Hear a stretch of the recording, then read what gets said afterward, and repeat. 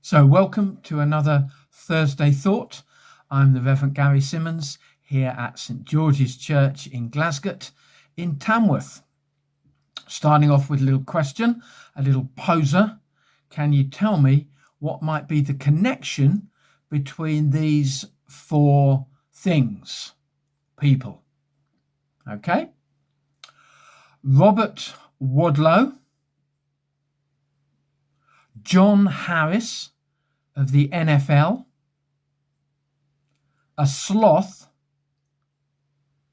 and Mr. Tickle. Robert Wadlow, John Harris of the NFL, a sloth, and Mr. Tickle. I wonder what you're thinking. Mr. Tickle might have given you a clue.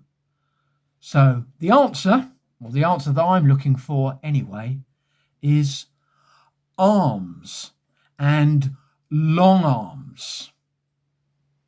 Robert Wadlow is apparently the tallest man who's ever lived, 8'11" tall. I think his legs were particularly long, but I reckon he had pretty long arms as well. John Harris of the NFL, apparently 38.5 inches long. Or maybe that's centimetres. Got to check that. A sloth. Here he is. They apparently, look at that.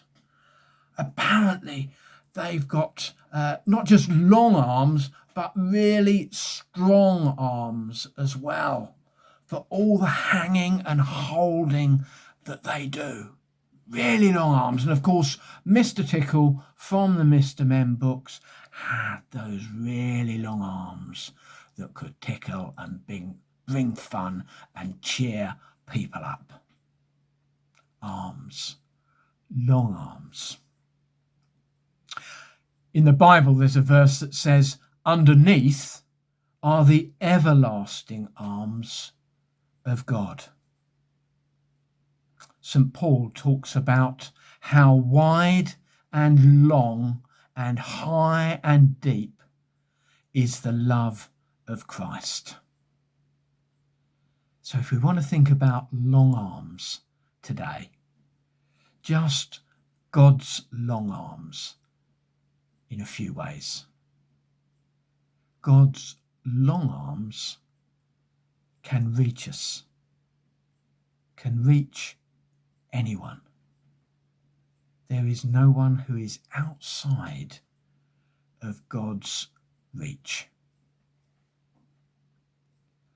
God's arms that hold us. And there will be times when we can feel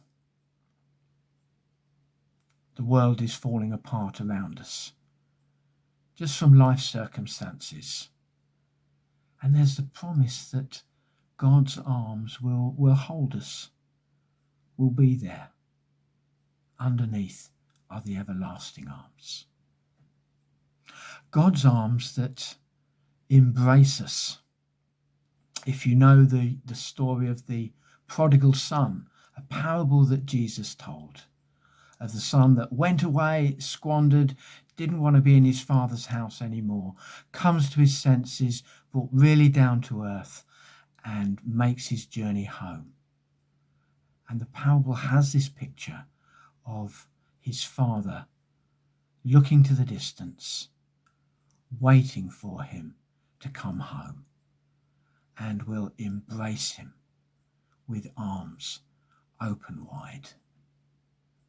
God's arms that embrace us with his deep, long-lasting, unconditional love. So God's arms as well, similarly in that parable, that welcome us.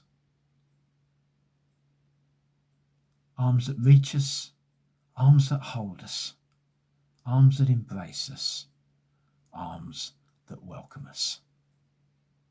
Do you need any of those today?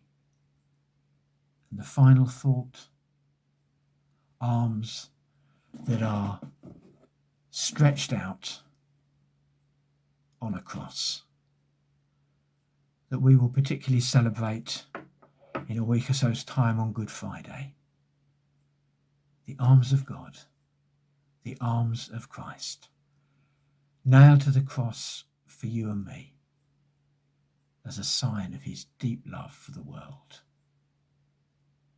And his name and your name on my lips. So, long arms, not just of a sloth or Mr. Tickle, but the arms of God that can reach you and hold you and embrace you and welcome you. May that be true for you and me today, whatever you're passing through.